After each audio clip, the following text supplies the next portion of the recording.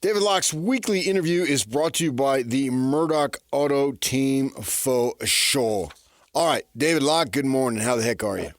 I'm great, PK. How are you? Outstanding, man. Summer's I upon like us. that. School's out for the summer. For some, not quite yet in my family. School is not out forever, but we're approaching that, if you know what I mean. One more year. But the thing is, you're always learning, PK. I mean, that's just the essence of who you are. And so, really, school's never out for you. I mean, you are just constantly learning. As I move into summer school, as far as, in the sports world, you constantly learn. And Dallas, man, I learned that when Kyrie Irving wants to play ball, he's really good. And I think to me, I've been watching, I said this earlier, I've been watching the NBA Finals since it was tape delayed when I was a teenager. So it's not like I'm Johnny-come-lately to this sport. I've been involved with it in terms of interest my whole life. But it's fun to see Irving put aside all the other stuff and then be willing, I don't want to say second fiddle because that's too light of a term, but be willing to play off Doncic and let Doncic lead and then Irving do his thing. And there are two dynamic players that right now I give them a serious chance against Boston. How do you evaluate the finals? Well, I'm such a Luka believer that I certainly do give them a chance. Like I just think Luka's as good as any player in the NBA and is truly unguardable. And so, I have a hard time thinking that anyone's going to be able to guard Luka and slow him down. But Boston's top five is just so good.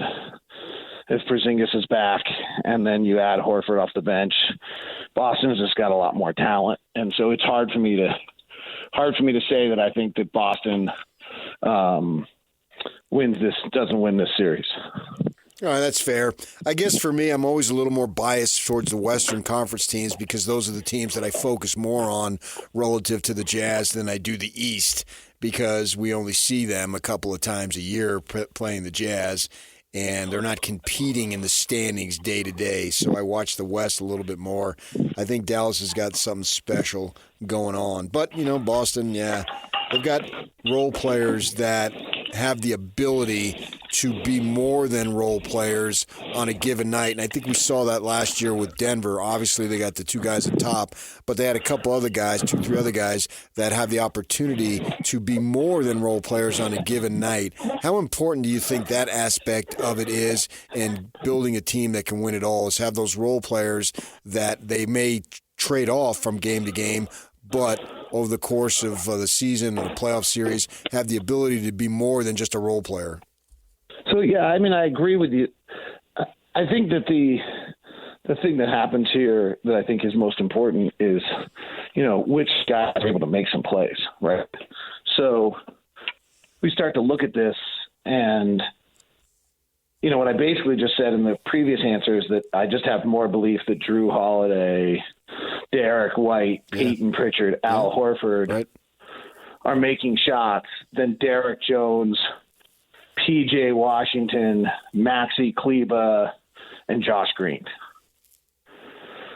On the other end, that assumes that Jason Tatum and Jaylen Brown can come close to what Luka and Kyrie are doing, and they might not be able to do that. Like, for all of our talk of role players, it might come back to where you started this conversation, which is, what did Kyrie and Luka both have last night, 33 or 36?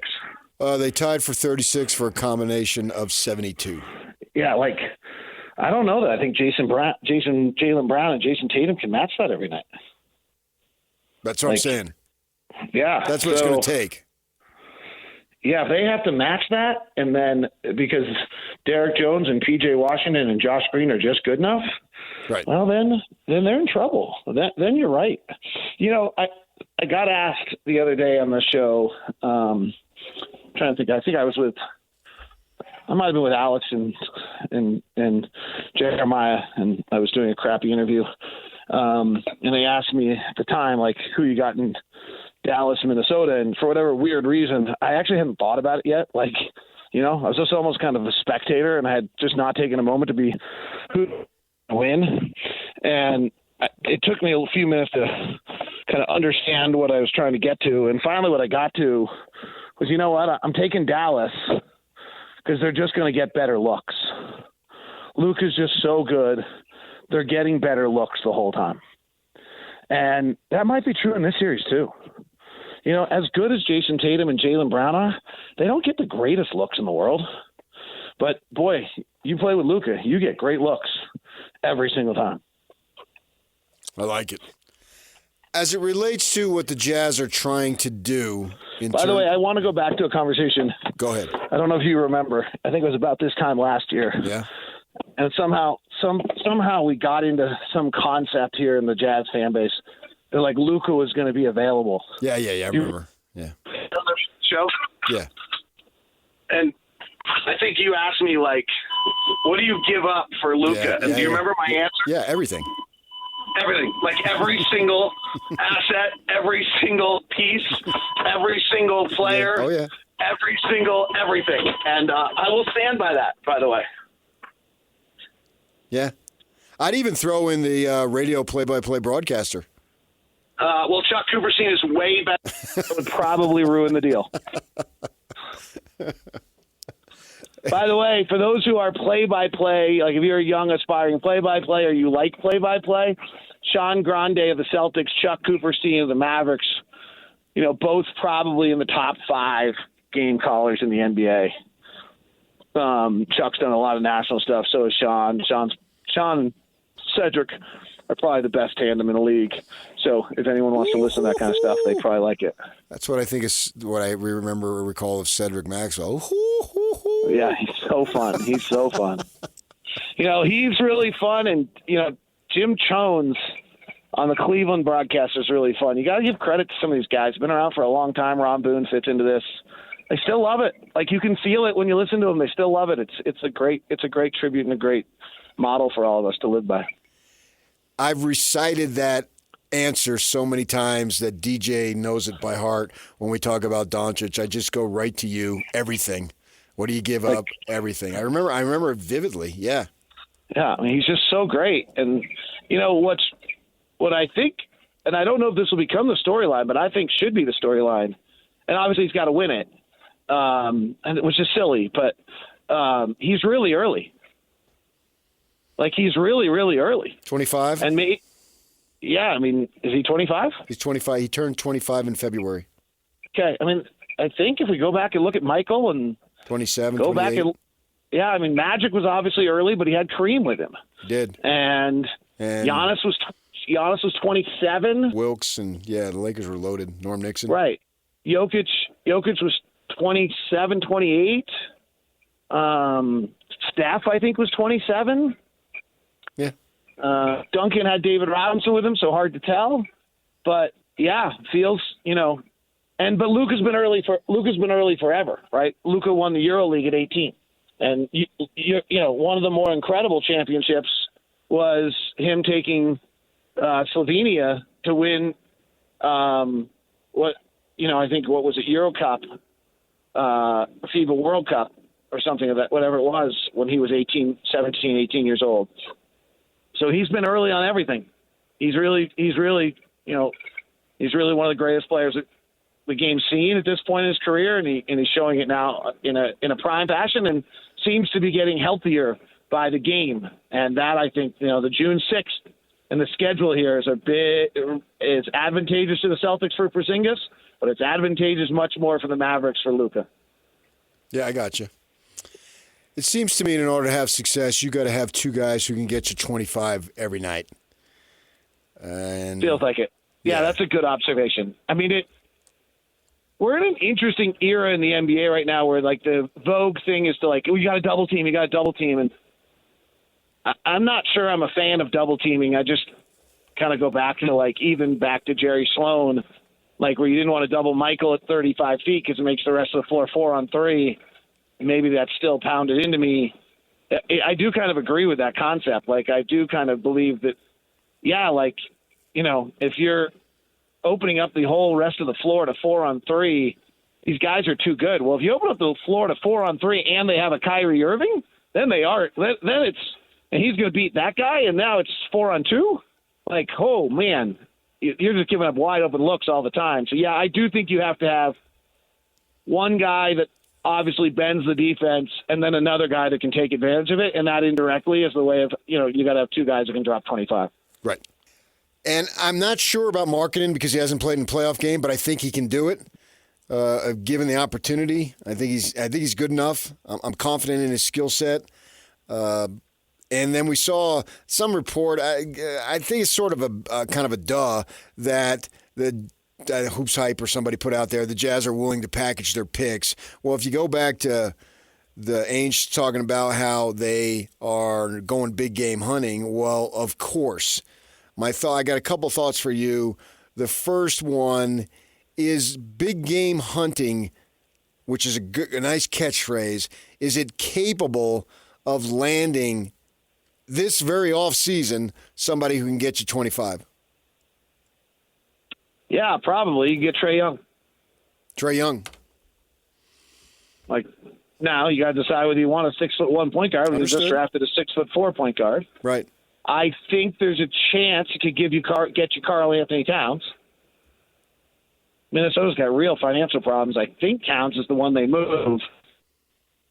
And Naz Reid and hope Jaden McDaniels develops, and Anthony Edwards is obviously the key to their franchise. Yeah. Cat could probably get you close to 25. Not consistent. That's probably it. 25 is a lot. I know. How many guys in the NBA averaged 25 last year? I'd have to look it up. I'm always a little stunned that more guys do this than I think. Like scoring's up, and there's just so much talent. I'm always a little stunned when I look like, oh, there can't be more than 12 guys that average 20, and then you look and it's like, oh, well, there's actually 26 guys that average 20. So I think it might be more than I think, but 25 is a lot. Yeah, I got playoff game scoring averages for the best players is often up because you're just valuing every possession so much more that you're, in the regular season, you're kind of willing to have 3 or 4 possessions where Luka and Kyrie don't dominate and don't touch because the rest of the guys need their flowers, and you're going to let Tim Hardaway take some wild shots. In the playoffs, you're not doing that anymore. So then those guys are getting 33 and 36, with some regularity. But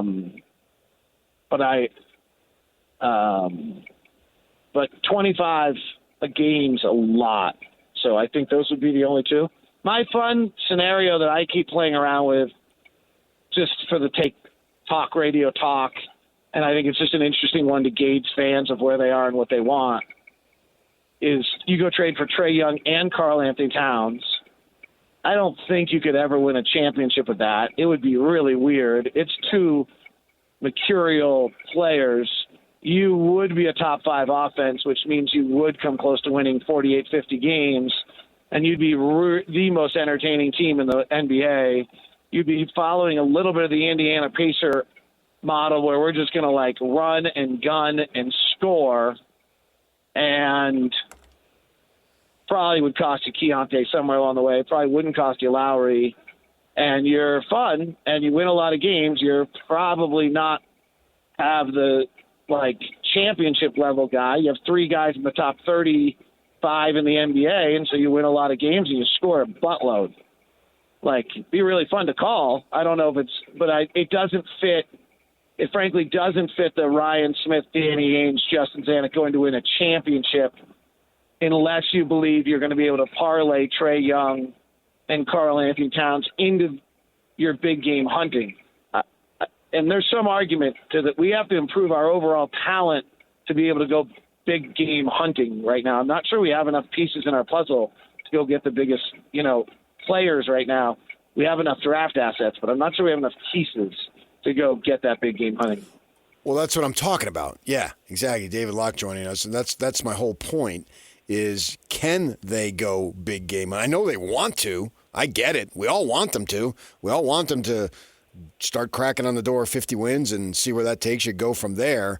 But what they have available, is it enough to get one or both those players that you already mentioned or whomever it might be? Well, it's hard, too, because those, if you're playing around with those 2 players, just staying with the hypothetical, I do think those are the 2 best players that will be traded this offseason are Trae Young and Karl Anthony Towns. And I don't have the numbers off the top of my head, but Trey's at making 40, I think, 45, and Karl Anthony Towns is probably making close to the same. So you have to trade $80 million in salary to go get those players, unless you're going to take some money in because you're far enough under the cap, which we are. So I'd have to understand the cap dynamics. But it actually gets hard to go, go get multiple players. You got to be able to trade $80 million of salary and then have some players left. That in this case, that's not totally specifically correct, but it's close. And that's where this gets really tricky. It's like our highest paid players, John Collins at 24. I was looking at his contract today. Like John Collins' contract when he was in Atlanta was like an albatross that they couldn't get rid of and had to give away for free. I think it's a pretty mundane contract for a guy who's pretty much a bona fide NBA starter. $24 million. I mean, a starter range is now 30, so that's now like a totally reasonable number. The contracts we have are every single one of them is really, really reasonable, which actually sometimes is a detriment because you got to trade money to get money. Gotcha. How about a step down, like maybe a Brandon Ingram or a Kyle Kuzma? This would get into territory that this one just gets super complicated to me conceptually. So we'd be better, and I basically just a minute ago said, well, you just got to get better, right? Like You got to prove your pieces, you got to get better.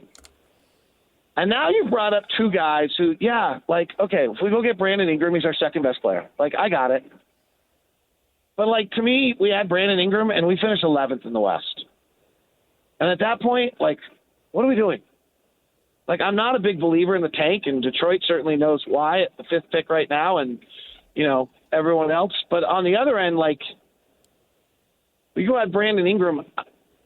I don't think Brandon Ingram moves a meter that changes who we are in a competitive nature. I mean, I guess, Brandon Ingram, Lowry market, and we're long and we're pretty good. But we better put a lot of things.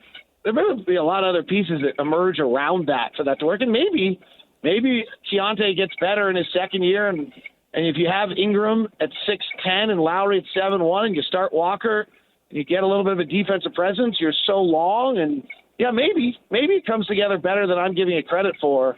On Kuzma, I'm actually been a big Kyle Kuzma fan, kind of always thought teams should have traded for him. Dallas tried, didn't. Maybe very glad they didn't. They got a different deal instead, and it seems to have worked out for them. But I think you understand where I'm going. Like, the West is really, really good. And, like, if we go trade for Brandon Ingram, are we better than Houston? Possibly. I'd have to see how it works. Right, but you better be really certain you're better than Houston, because Houston didn't make the top 10 last year. And nobody in the top 10, at least in my book, is coming out of the top 10 yet. Like, I don't think the Warriors are about to pull the plug. San Antonio, Victor's going to be a year older. Memphis is going to be good next year. They've got a lot of players, and hopefully they'll be healthy. Like, it's hard. Mm-hmm. So yeah, it's a little bit like where my insanity plan, like we're just going to go get the wildest characters in the league and put Trae Young and Karl Anthony Towns together. It just kind of this total insanity play. Like, I don't think I'm really serious about it, but I like the discussion because it's enough pieces in the pot that I do think it changes who you are as a franchise, puts you in the top 5 offensively, which does win you a bunch of games and probably puts you to like 5th, 6th, 7th in the West. And then you're at least doing something. But you only do one. If you only do one of them, then it's a step, and you've got to take steps. I just don't know the answer. You've got to take steps to get to the top, right? Yeah. You don't just get to jump to the top floor. But I get nervous when the step just leaves you kind of lingering there at 10, 11, 12 of whether or not you're better off doing something else in that time period. David, we got to run. We appreciate your time. We'll talk to you next week. I don't know if I made any sense there. I hope I did. Yeah, I'm good. Appreciate your time and your. All right, opinion. You keep learning, Okay, there you go. Every day is an opportunity. All right, there it is. Learn away. Education is obviously the key. Coming up next, we got new BYU basketball coach Kevin Young. Excited to talk to him.